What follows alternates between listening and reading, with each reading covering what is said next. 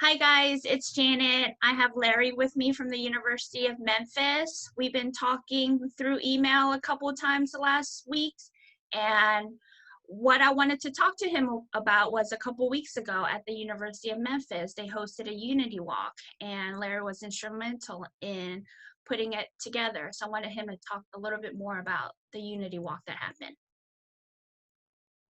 Absolutely. So let's just kind of get into the origin of it. You know, the real the real developers of this whole concept were our coaches. So specifically, our head coach Ryan Silverfield for Memphis football.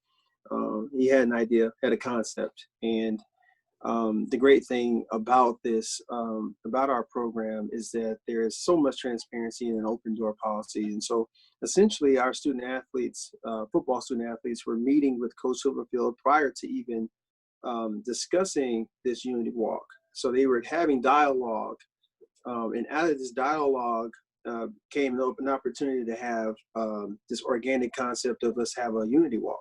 And so actually our head coach suggested to our student athletes, they agreed. They thought this would be an outstanding opportunity to, stand and show their solidarity as a team, but also to highlight and publicly address the racial inequalities, social injustice, and the mistreatment of Black lives in America. And they thought that this would be the great way to do that and advocate for justice and also fight against racism. And so it's a collective idea between our head coach and our student athletes, which is amazing. And tell me a little bit about the Memphis Eight. Yeah, so I'll tell you. So the walk started on our South Campus, and that's essentially our hub for athletics. And from there, it's a 2.5-mile walk down to main campus. And then we walk to, there's a placard that is commemorating the Memphis Eight. So the Memphis Eight are 8 students back in 1959, which is 61 years ago, that integrated the University of Memphis, which is, if you think about it, I mean, we're talking, that's not too long ago. So University of Memphis was integrated in 1959. And these 8 students were the original. And so our walk, our halfway point was a meeting with one of the original Memphis State 8, Miss Bertha Looney. And she spoke about her time here. She spoke about some experiences that she had. She shared with our guys a lot of inspirational things, which was a great opportunity for me and our guys to just hear and just listen to and see actual living history. It was great. It was awesome. And what was the reaction of the student athletes after the walk?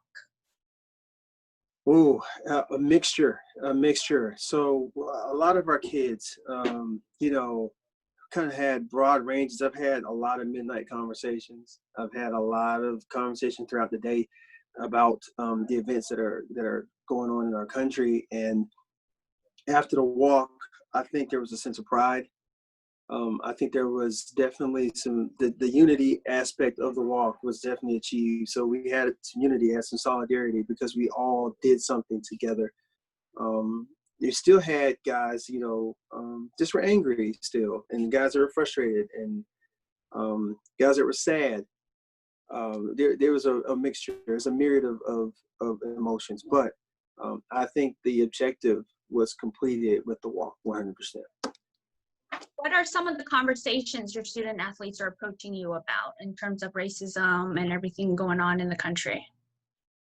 Oh, I mean, so I'll just tell you, I think the University of Memphis is doing an outstanding job. We've had Zoom calls, several different open panels where our student athletes have gotten on without their coaches, and they've had facilitators. So I've been a facilitator for a couple of these, where our kids can get on and it's a safe place to ask questions. We talk anything and everything from racism to police brutality, white privilege, how people feel about George Floyd and Breonna Taylor and Ahmaud Arbery and how we can move forward. We had a lot of varied conversation. We've had, I thought this was interesting. So we have kids that are coming from Canada. So you have Black student athletes coming from Canada, and their interaction with the police in Canada is totally different than their potential interaction with the police in America. And they were expressing their concerns about that and understanding the difference in that. It was awesome to have these conversations. Kids really opened up a variety of feelings, everything from afraid to angry to disappointed, not surprised. It's just a myriad of emotions, and so we've been having those conversations, and I thought it was a great place, safe place, and a great idea to let them do that. So the next question, I'm going to put out this disclaimer saying all views and opinions of those on the subject do not represent the views of the opinions or the organization. So I want your personal opinion on this. What are your personal feelings with everything's going on?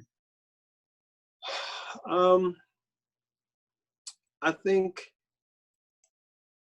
for me, it's been an opportunity for me to educate myself far more than what I had previously. I mean, I think everybody, if as a Black person in America, I think we've all experienced, what I like to call Black moments, where there's situations where there's things arise, adversity, things that you can't control, things that are not advantageous for you happen to you based on the color of your skin. And I think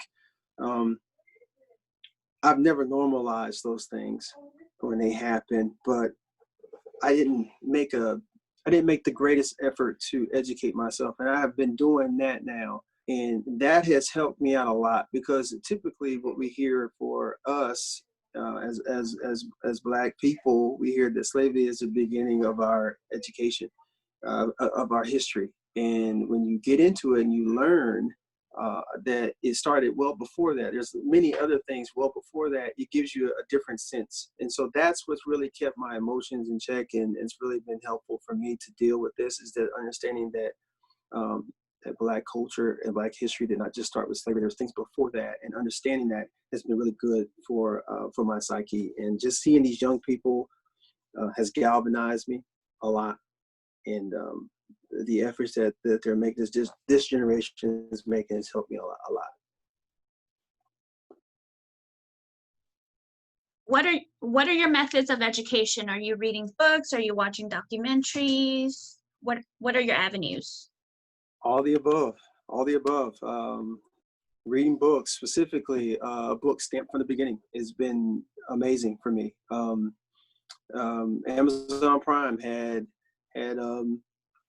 all sorts of documentaries and films that were normally you'd have to rent or pay for, and they had them free. So I've been watching those and just listening and speaking to people, other people who've experienced life a lot longer than I have, and just asking some really realistic questions and getting some hard answers, and just educating. It doesn't matter how you get it. I think it's just the importance that you understand that it's needed and necessary to do so, and it gives you a different perspective on things.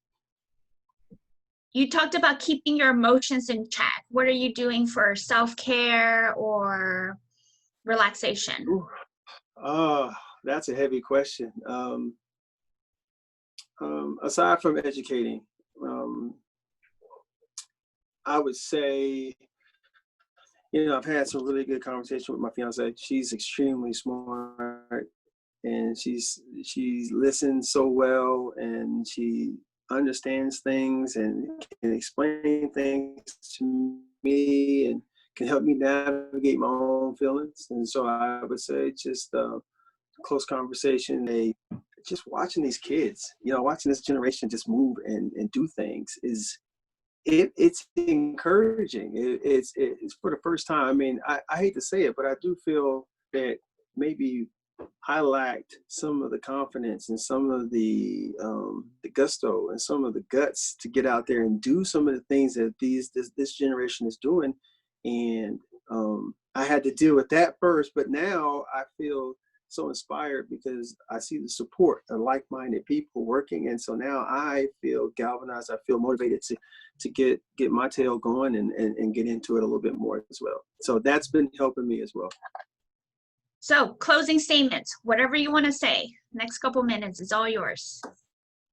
I think we talked about just some of the advice that I would give young professionals regarding race. And then also we talked about how race has affected our jobs as athletic trainers.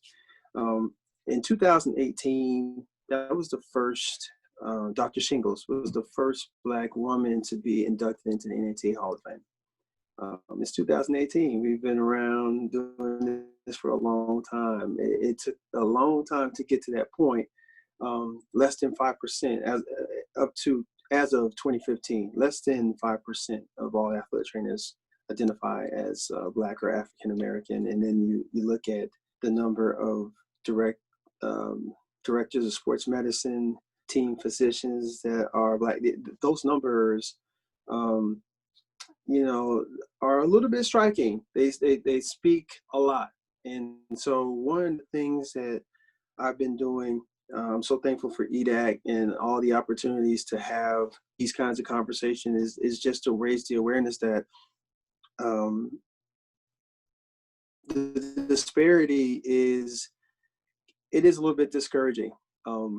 It's actually extremely discouraging. But I think with the new wave of accountability and the support that we are showing each other for this, I think there's an opportunity to do something special. And I would love to start that with our own profession. I think we deal with people so closely. It makes 100% sense to reflect the people that we work with so closely in a better way. So I'm advocating for more diversity in our profession and more education in our profession and more accountability for those things in our profession. I think all those would be phenomenal aspects of what we're seeing culturally across the country.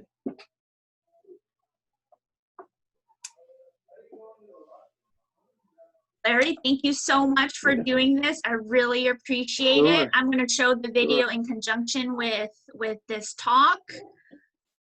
And good luck with everything at University of Memphis. I know you're doing football right now, and man, we are trying times. Well, I'll say it. Go Tigers! It's always go Tigers, and we, look out for us. We're doing some really good things. You guys follow us on social media, and you'll see a lot of different things that we're doing. So, shout out to my school.